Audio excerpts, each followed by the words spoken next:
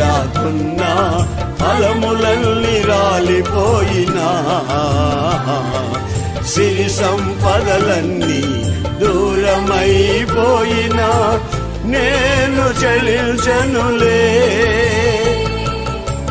నిశ్చలమైన రాజ్యము కొరకే ఎల్లవేళలా నిన్నే ఆరాధిల్తునే. నిశ్చలమైన రాజ్యము కొరకే ఎల్లవేళలా నిన్నే ఆరాధిల్తునే.